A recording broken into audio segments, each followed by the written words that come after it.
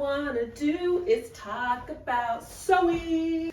If that is you too, then you are in the right place. I'm gonna show you how to make this also because Christmas is coming up. So if you have any kids, young toddlers, even a newborn on your gift list and you want to make them something like this for a very cute wall hanging, it is so much simpler than you think, so stick around for that. I'm gonna go ahead and prove my value to you with this bag. I saw this on TikTok the other day. I don't remember who posted it, unfortunately, but they said, hey, do you use a project bin? And I went and I got this paper bag, nothing fancy. And as I was making this pair of pants that I will talk about in a second, I put my cut pattern pieces into the bag as well as my pattern pieces and the pattern instructions, my fabric, and it all stayed in the same place. How many times have you been working on a project and you keep losing the pieces? I know I can't be the only one. That made a huge difference for me. So hopefully that is helpful to you. Now, if you've been scrolling a lot and your attention is broken, go ahead and just put this on 2x speed. But let's just hang out and talk about sewing because I just kind of want a sewing friend. Trending things in the sewing community at large, Halloween costumes. I saw one that was hilarious. Someone was dressed up. I actually saw a couple girls dressed up as the tomato that your grandma was using all those years ago when she was quilting. This was my grandma's. I thought that was so funny and cute. She had like a little cute thing on her head for her hair and some, pins and needles sticking out. So today is actually Halloween, so it might be a little late to throw this together. In the 2 hours between now and when the parties start, go for it. Go get some red fabric and put this together. So the pants I just talked about for a second, McCalls 9386. I found this pattern at a resale shop, so I don't actually know if this is still a pattern that's in circulation, but I really liked this straight leg silhouette and I made them and they did not disappoint. I got the fabric at a thrift store, so it was a thrifted IKEA duvet. I wore them all day yesterday after I finished them, and then I wore them to bed, which worked out because they were a duvet cover.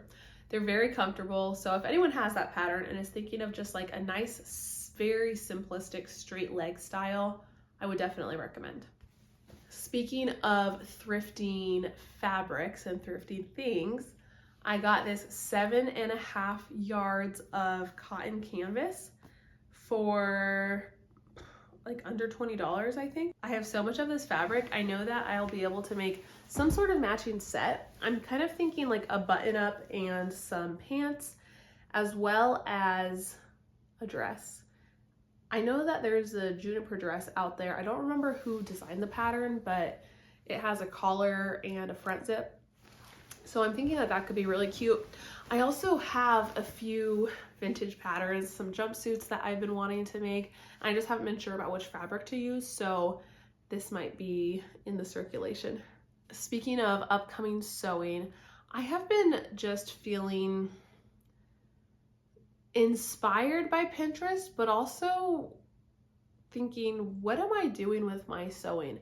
My capsule wardrobe stuff, my, plain pants and my plain t-shirts and sweaters are something that I don't really want to spend my time sewing. I've been really inspired by more of the colorful and the structured items. So I think I'm going to just document that side of things a little bit more. Starting off with more structure. I love the way that these pants have kind of like a ruched, not hemline, but like ribbon on the side. I would love to put that into something. I love this shirt with the large flower instead of your traditional button up. I like the look of colorful buttons, changing up the buttons, maybe adding rickrack inside the seam lines. I think that can be so cute. So I'm just trying to think of how can I make my own items way more personal. I'm spending all this time making my own clothes, sewing my own things, and yet I feel like I'm kind of coming out with like really plain blah objects. So if I am going to buy them, just buy the ones that are simple and then use the time that I'm spending to make my own clothes to make the really fun and exciting things and the styles that I don't see at your average store.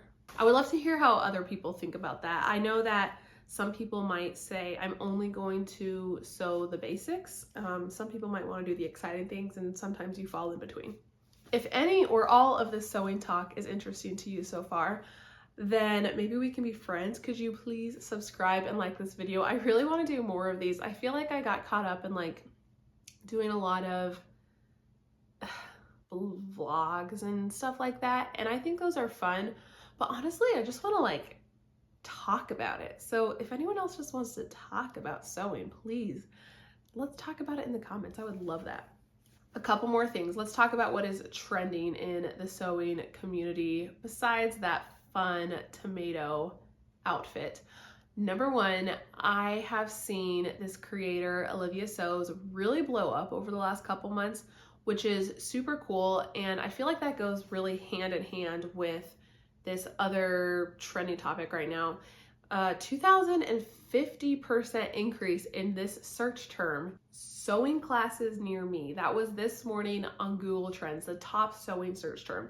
What does that mean? I really feel like people are getting this desire to create more, and maybe this this hunger to be part of something, to be able to make their own things. You know, Olivia Sews, so I mentioned she's a good follow. The reason I'm bringing these two up at the same time is it just seems like people want to learn something.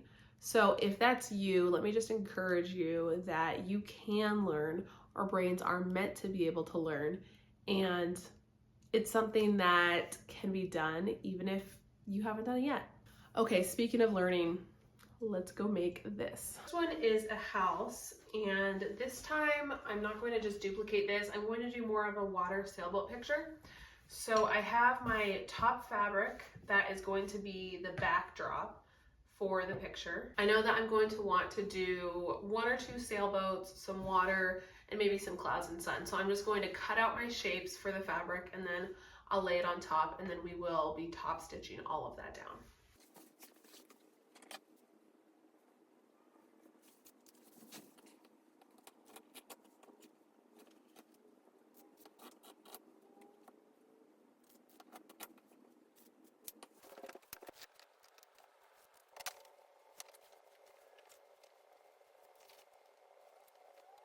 I'm ready to start my sewing. I have my main piece that's going to be the wall hanging. I have a backing. I'm going to be making this long strip into the straps so I can insert a rod to hang it. And I've cut out all my little applique pieces in whatever shapes I want. I'm going to start by prepping my long piece that's going to turn into the straps. I'm just sewing down the long side, right sides together.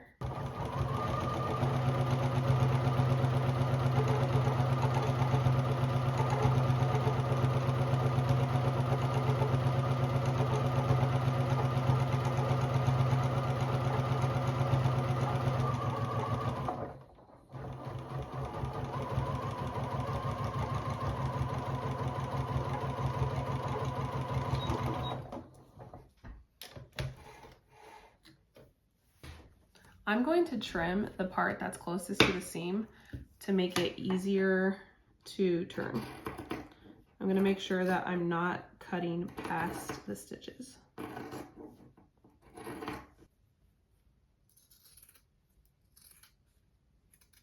I'm just going to turn this out. At this point, you are going to attach all of your cutout pieces to your backing fabric. You can use pins. I ended up just using regular stick glue, and it worked great for this project. Nothing came off. You could also use fabric glue, of course, but either way, you're going to want to attach your pieces. I think that it's best to attach all of them at once so you can see what it's going to look like in the end. But if you don't even have pins or glue, no problem. Just attach one piece at a time, just making sure that you are keeping an eye on the placement and the spacing for all of your pieces. Once you're done with your gluing or your pinning, you will take this front piece over to your sewing machine. You could also hand stitch, of course, and you will be using a zigzag stitch to go around every single piece that you have glued onto your fabric. If your fabric is thin and your stitches seem to be getting stuck, or your thread is getting caught up in your machine, you can put a piece of parchment paper, tearaway stabilizer behind your fabric, or maybe even another layer of fabric in order to get a better hold for your machine. Sometimes when a machine is sewing together really tiny pieces like this, it can get stuck, and the last thing you want is for your fabric to get caught up in your machine.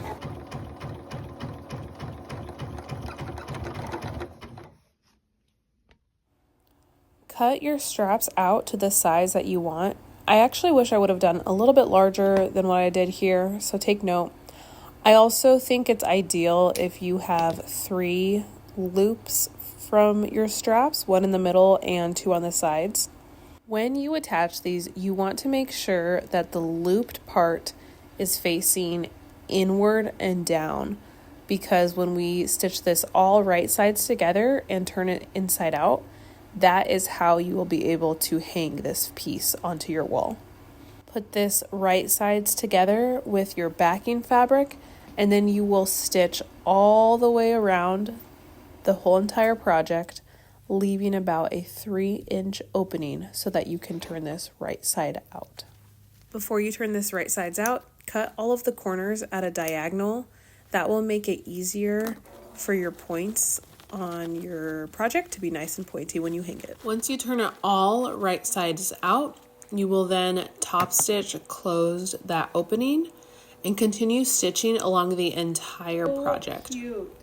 I didn't even mean to do this, but since my backing fabric has stars on it, you can actually see them through the white fabric, which is very cute.